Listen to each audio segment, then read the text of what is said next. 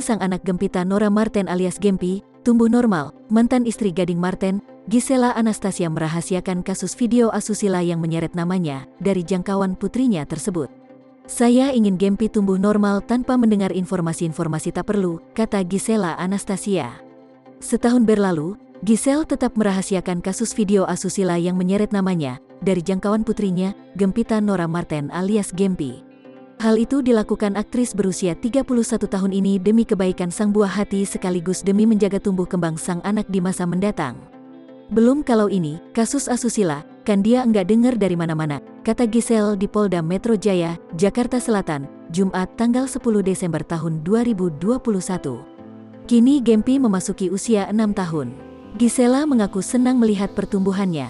Di matanya, Gempi kini terlihat lebih apa adanya dalam menjalani kehidupan. "Makin enak makin biasa kan anaknya, makin tambah umur makin apa adanya kalau sama Gempi," ujar Giselle.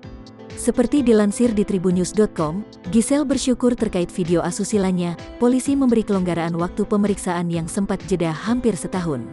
Dengan begitu, ibu satu anak ini memilih menghabiskan waktu bersama sang anak. "Buat aku justru kemarin aku dapat extra time lama bisa enjoy sama Gempi. Masih dikasih kesempatan buat kerja, enjoy the view di Indonesia sempat explore pengalaman baru," ungkap Giselle.